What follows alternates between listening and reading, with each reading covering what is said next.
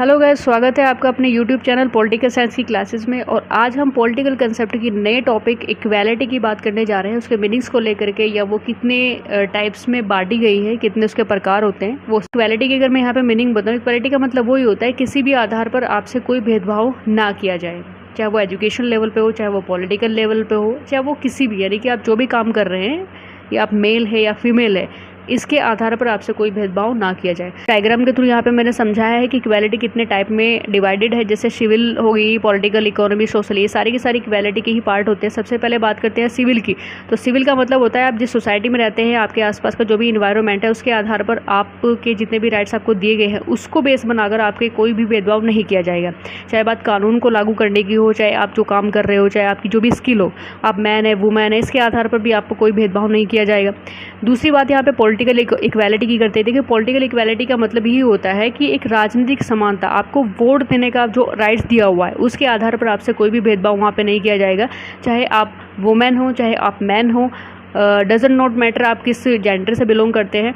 देखिए सर, अगर हम यहाँ पे राइट्स की बात करते हैं, वुमेन राइट्स की बात करते हैं, तो यहाँ पे इस मैप के थ्रू मैंने यहाँ पे शो किया है कि कौन सी कंट्री में कब कब वुमेन को वोटिंग राइट्स दिए गए थे। तो सबसे पहले अगर हम यहाँ पे देखें तो फिनलैंड में सबसे पहले यहाँ पे वोटिंग राइट्स वुमेन को दिया गया था, यानी कि हमसे बहुत आगे, यानी कि सारी ही कंट्रियों में सबसे नंबर 1 पे जो है वो फिनलैंड माना जाता है। और इसलिए वो उसे हेवन भी बोला जाता है। ये पूरे वर्ल्ड में सबसे ज़्यादा जो स्वर्ग बोला जाता है वो फिनलैंड, नॉर्वे वगैरह, इसी जो यूरोपियन कंट्री है, इन्हीं को बोला जाता है।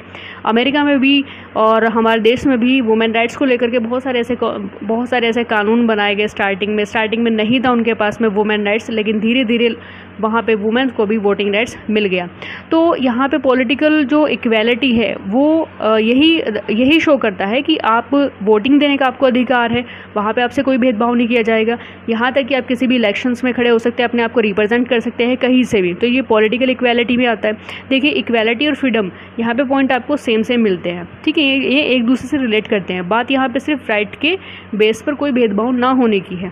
फिर नेक्स्ट चलते हैं यहाँ पे इकोनॉमी। इकोनॉमिक का मतलब होता है कि आप मैन हैं या वुमेन हैं, आप जो भी कोई काम करते हैं, आपकी जो भी एबिलिटी है, उसके आधार पर जब आपको जो काम दिया जाता है, उसके बाद में जो भी आपको वहाँ पे पेमेंट दिया जाता है, उस पेमेंट के आधार पर आपसे कोई भेदभाव नहीं किया जाएगा। यानी कि वहाँ पे 2 बंदे काम कर रहे हैं, एक मैन है, एक वुमेन है, दोनों का काम इक्वल है, दोनों की ड्यूरेशन एक है, टाइम से आना, टाइम से जाना, बिल्कुल सेम वहाँ पे काम हो रहा है। लेकिन अगर वहाँ पे मनी को लेकर के, पेमेंट को लेकर के, आपकी सैलरी को लेकर के वहाँ पे आपसे कोई भेदभाव होता है, तो वो आपके राइट्स का, आपके अधिकारों का वहाँ पे हनन हो रहा है। तो यहाँ पे इकोनॉमी इक्वालिटी का मतलब यही होता है कि आप किसी भी जेंडर से बिलोंग करते हो, लेकिन आप जब बराबर में यहाँ पे आप काम कर रहे हैं, सब इक्वल काम कर रहे हैं, तो वहाँ पे पेमेंट भी आपको इक्वल दिया जाता है। फिर नेक्स्ट चलते हैं यहाँ पे सोशल इक्वालिटी की। तो सोशल इक्वालिटी का मतलब होता है सामाजिक समानता। देखिए, सामाजिक समानता का मतलब वही होता है कि आपकी सोसाइटी में आपसे किसी भी आधार पर कोई भेदभाव नहीं होगा। आप चाहे काले हैं, आप चाहे गोरे हैं, आप किसी भी रंग, यानी कि आपसे कोई रंग भेद की नीति नहीं अपनाई जाएगी।